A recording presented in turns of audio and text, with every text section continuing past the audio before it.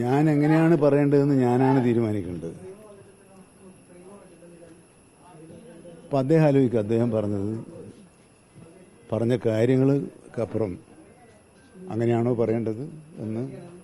അത് ഓരോരുത്തർ ഓരോ സ്റ്റൈലാണ് പറയാം. ഞാൻ പറയും പോലെയല്ലോ പറയാം. അത് അവരവർ തീരുമാനിക്കും. പറയേണ്ട കാര്യങ്ങൾ എങ്ങനെയാണ് പറയണത് അവരവർ തീരുമാനിക്കുക. അത് ശരിയായോ ഇല്ലയെന്ന് അദ്ദേഹം തന്നെ ആലോചിക്കുക.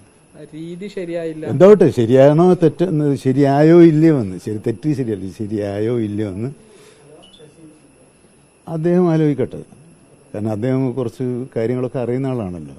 താങ്കളൊരു മന്ത്രി എന്നതിനപ്പുറം ഒരു മുതിർന്ന നേതാവാണ്, പ്രായങ്ങളുടെ. അല്ല, അതുകൊണ്ടാണ് അതുകൊണ്ട് ഞാൻ ഉപദേശിക്കുന്നത് കൊണ്ടാണ്. അദ്ദേഹത്തെക്കാൾ പ്രായമുള്ള ഒരാളെന്നുള്ള നിലക്ക് അങ്ങനെയാണോ അത് വേണ്ടത്, അല്ലയോ ശരിയായോ എന്ന് അദ്ദേഹം ആലോചിക്കട്ടെ. അത് അദ്ദേഹത്തിന്റെ വിവേചനത്തിന് ഞാൻ വിട്ടുകൊടുക്കുന്നു. അദ്ദേഹത്തെ പോലുള്ള ഒരു MLA പറയുമ്പം അതേ ഭാഷയിൽ മറുപടി പറയാൻ ഞാനിതുവരെ പഠിച്ചിട്ടില്ല. ഉന്നയിച്ച ആരോപണങ്ങൾ അടിസ്ഥാനമുണ്ടെന്ന് എന്തിന്? മുഖ്യമന്ത്രിക്ക് ശ്രദ്ധയിൽപ്പെടേണ്ട കാര്യമല്ല അദ്ദേഹത്തിന്റെ ശ്രദ്ധയിൽപ്പെട്ടിട്ടുണ്ട്. അത് ഞാൻ പെടുത്തൊന്നും വേണ്ട. പറഞ്ഞ കാര്യങ്ങളിൽ അടിസ്ഥാനമുണ്ടെന്ന് വിചാരിക്കുന്നുണ്ട്. അല്ല, അതല്ലല്ലോ പ്രധാനം.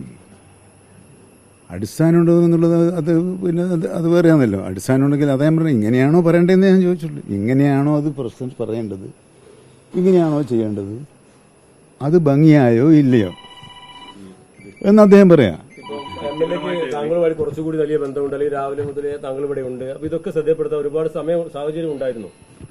അല്ല, അതിനിപ്പോ പിന്നെ ഇല്ലല്ലോ. അദ്ദേഹം ഈ വാക്കാന്ന് ഞാൻ പറഞ്ഞല്ലോ, ഇത് മതിയല്ലോ. താങ്കൾക്ക് അസംതൃപ്തി ഉണ്ട്? ഇതെല്ലാം നമ്മൾ എത്ര കേട്ടതാ.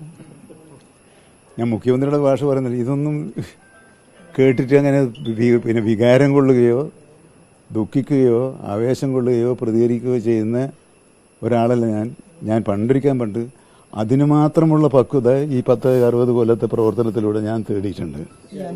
എന്തെങ്കിലും നടപടി സ്വീകരിക്കണമെന്ന് വിചാരിക്കുന്നുണ്ട് ഉന്നയിച്ച ഏതെങ്കിലും വിഷയങ്ങളിൽ?